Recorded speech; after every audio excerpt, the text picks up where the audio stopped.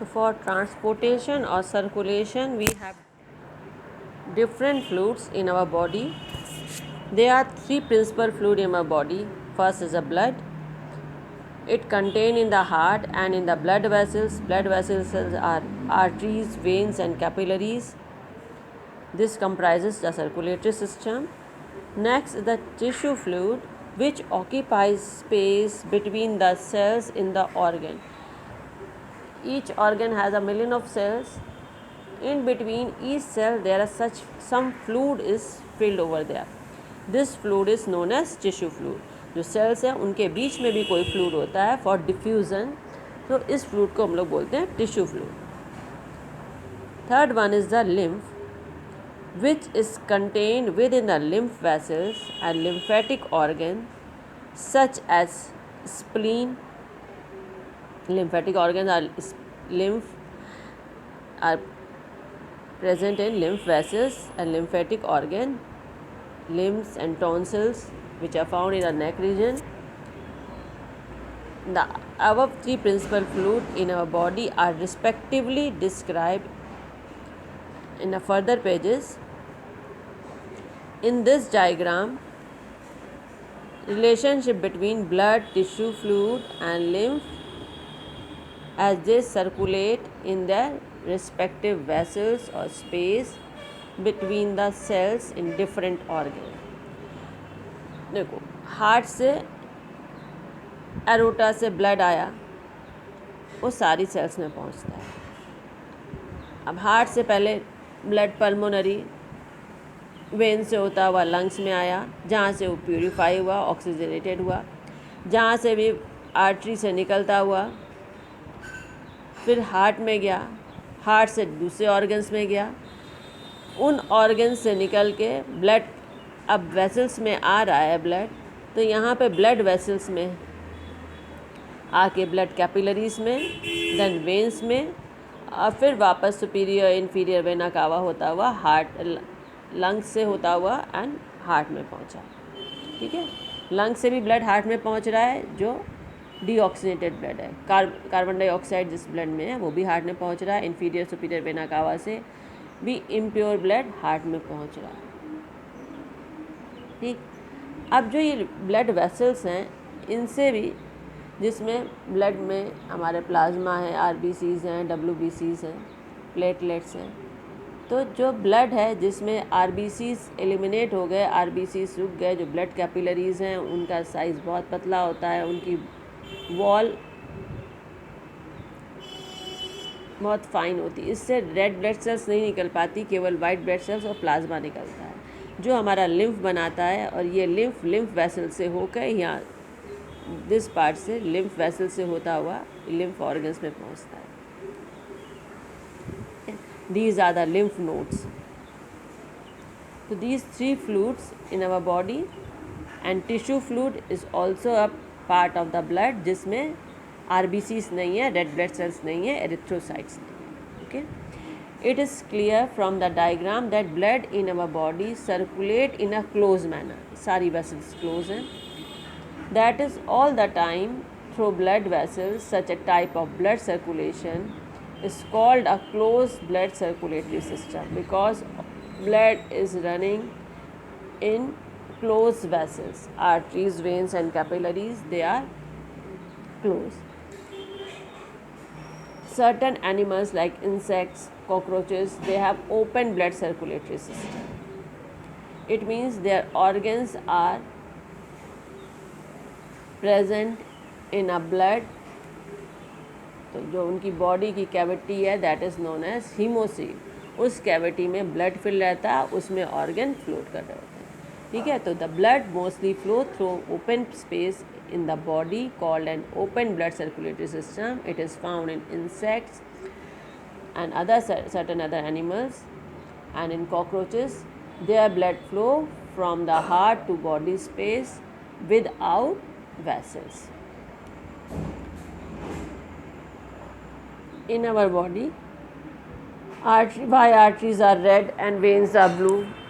This is for explaining that this is a deoxygenated blood and red is a oxygenated blood. Normal body में कहीं blue blood नहीं होता है, सब red ही होता है, but the blood which is present in our arteries or blood which is oxygenated, it is bright red in color, and deoxygenated blood is a dark red in color। Blue colour का नहीं होता, लेकिन यहाँ book में diagram जो बनाया हुआ है रेड एंड ब्लू, उससे समझ में आया कि डीऑक्सीजनेटेड ब्लड है, ये ऑक्सीजनेटेड ब्लड है।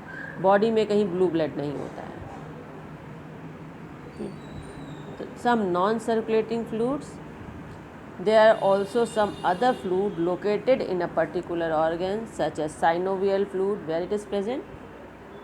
It is present between synovial joint, like patella joint। patella joint है जो हमारा, उसमें synovial fluid है जो lubricate करता है joints को, bones को lubricate करता है for easy movement, ठीक। and other non-circulating fluid, vitreous humor, it is found in a eye। आई में 2 चैम्बर हैं, aqueous humor front chamber and back chamber is filled with a vitreous humor। they are non-circulating fluid। now come to the properties of blood। never stationary, it means ये हमेशा move कर रहा होता है, transportation बराबर रहता है, कभी रुका नहीं रहता। Blood is always in motion from the heart to arteries and back through the veins. Heart से ब्लड निकल रहा है आर्टरीज से, और वापस हार्ट में कैसे पहुंच रहा है, वेन से। ये बराबर मूवमेंट में रहता है, बराबर चलता रहता है, रुकता नहीं है। Colour, the blood is a somewhat thick fluid, bright red when taken from an artery, it means where oxygen is present। when oxygen is present in blood, then it is bright red in color। or dark red when taken from the vein, it means when deoxygenated blood is there, that is present in veins, and that is dark red in color। an average adult human has 5 to 6 liter of blood by volume in his body। जो blood है हमारी body में 5 to 6 litre हो जाता है। Taste, saltish, perhaps we have all tasted our blood, as in the case when there is a cut in the tongue or bleeding from the gums। it tastes saltish। the blood is slightly alkaline with a pH of 7.3 to 7.45। Normal water का pH 7 होता है, below 7 substance is acidic and above 7 it is basic। तो pH of blood is 7.3 to 7.45, so it is slightly alkaline।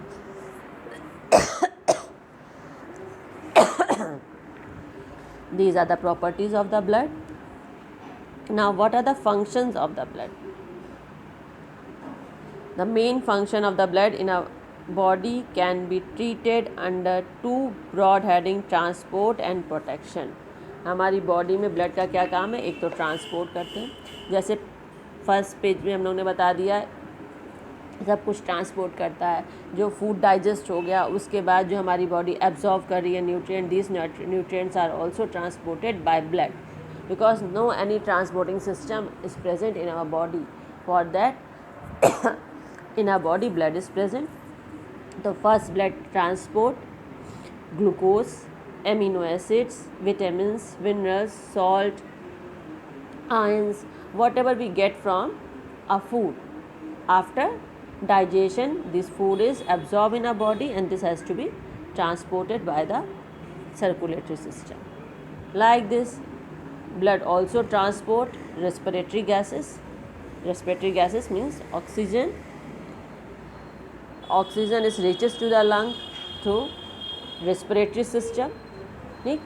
and from lungs, how it reaches to each cell of our body, because each cell has to be do the function of digestion, oxidation of food, so it is reaches through blood। how?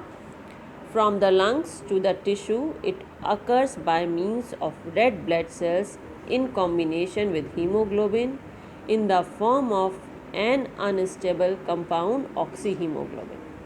Red blood cells में एक compound है haemoglobin, symbol is HB।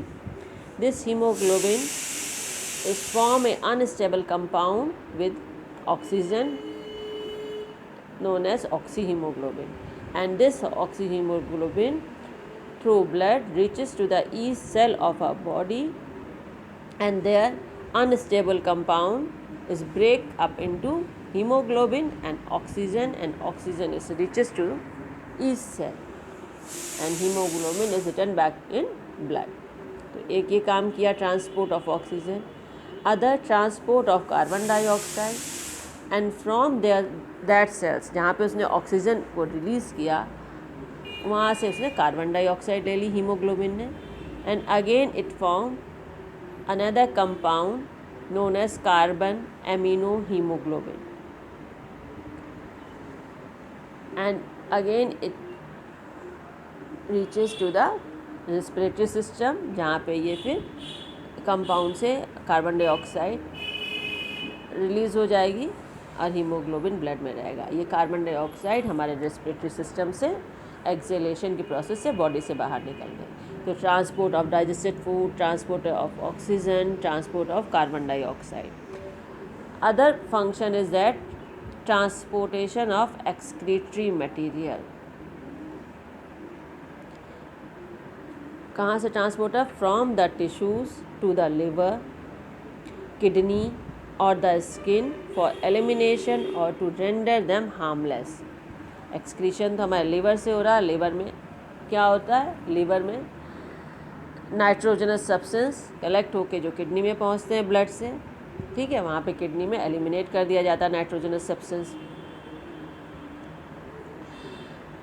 और जो उसके बाद skin से जो sweating होती है ये भी एलिमिनेशन है एक्सक्रीटरी प्रोडक्ट का।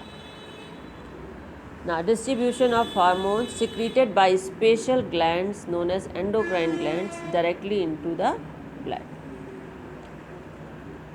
And distribution of heat. The blood helps in keeping the temperature of the body uniform by distributing heat. Heat को distribute करके body का temperature constant रखता है। This is a function of transportation done by the blood. Other function of the blood is protection. How it protects?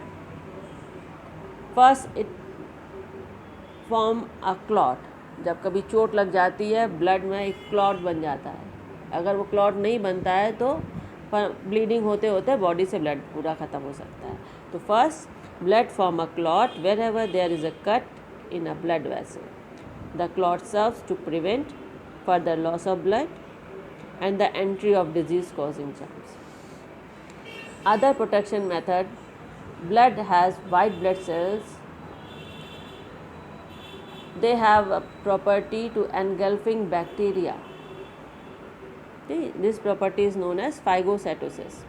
So its white blood corpuscles protect the body from disease by engulfing bacteria which may enter the body. अगर body में कहीं से भी bacterias या micro organism enter हो गए, they are engulfed by the WBCs, and by this blood protect our body from disease causing microorganisms. It produces antitoxin and antibodies which neutralize the poisonous substance or kill the germs which enter the body.